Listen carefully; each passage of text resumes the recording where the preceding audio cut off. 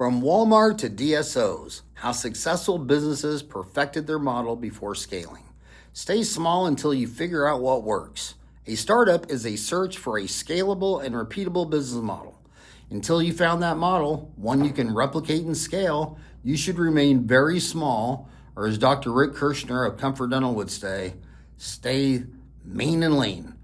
The biggest winners in fast food, retail, and DSOs almost always incubated for years, tested relentlessly, and only then entered geometric expansion. The ones that rushed to grow without a solid core model often collapsed or were forced to retrench.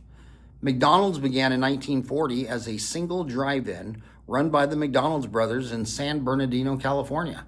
They spent 8 years refining the Speedee Service System, assembly line food production, before Ray Kroc entered the picture in 1954. Only then did franchising really take off, roughly 14 years of testing before geometric expansion.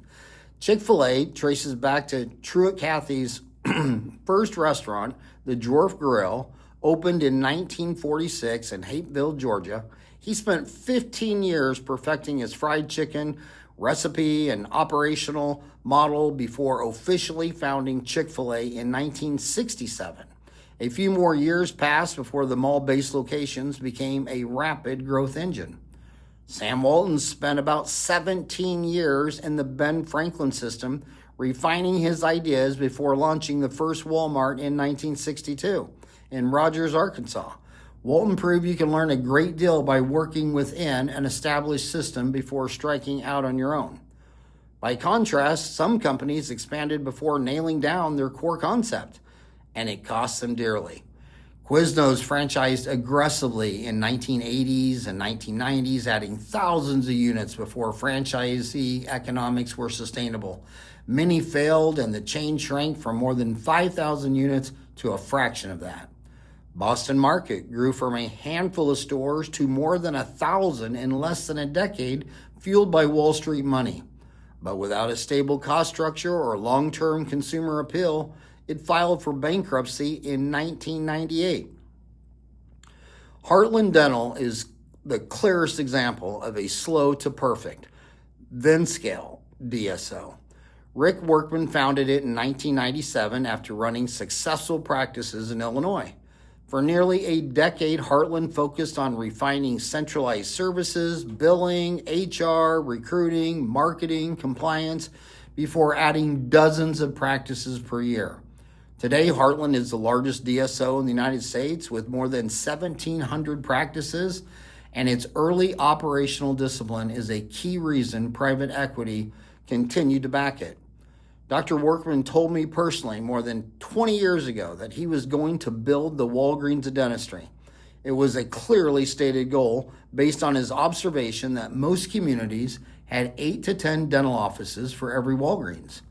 His vision was that Heartland Dental could deliver enough value to capture at least one of those practices.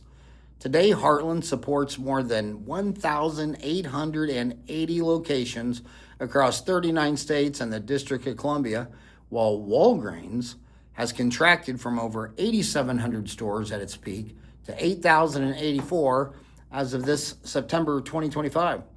Workman has grown Heartland to the point where there is now one location for every 4 Walgreens, a testament to his brilliant foresight and genius business acumen. Not every dentist needs or wants a structure like Heartland's. About 1 in 5 dentists are fully capable of thriving independently. Another 1 in 5 may struggle in any structured environment and are not well suited to employment models, aka unemployable. The remaining 3 in 5 fall somewhere in between. Their circumstances can change. They may want to sell a practice too large for a new graduate to buy and need liquidity. They may face health challenges or go through a divorce or other family transitions that force them to rethink their goals. We all see plenty of dentists who are both successful and happy, and we also see plenty who are not. Some can't be helped, some refuse help, and others need the right kind of help. The point is that there are solutions, and that's precisely why dentaltown.com exists. Heartland's suburban focus reflects another insight doctors want to live and raise families in communities with opportunities. Recruiting and succession planning are far more sustainable in Phoenix than in Eloy, Arizona. That's why Heartland has learned rural expansion is always more difficult. Pacific Dental Services, PDS, founded in 1994 by Stephen L. Thorne, is another perfect first expand later story. Thorne, the son of dentist Dr. Fred Thorne, earned his business degree at UCLA in the mid-'80s before working 5 years in his father's office. There he streamlined operations, learned the challenges dentists face, and tested the supported services concept that became the backbone of PDS. His father was both the inspiration and first client, and that slow build gave PDS credibility and repeatability. Not every DSO was as disciplined. In the 2000s, some small and mid-sized DSOs took on private equity funding and bought dozens of practices quickly without solving integration, compliance, or cultural issues. Several collapsed, including All Care Dental and Dentures, which grew to more than 50 clinics but abruptly shut down in 2011, stranding patients. North American Dental Group faced similar challenges. It expanded rapidly in the 2010s, rolling up practices across multiple states, but struggled with doctor retention and operational alignment. Eventually, it slowed acquisitions and focused on integration after cracks in culture and systems appeared. Aspen Dental followed a steadier course.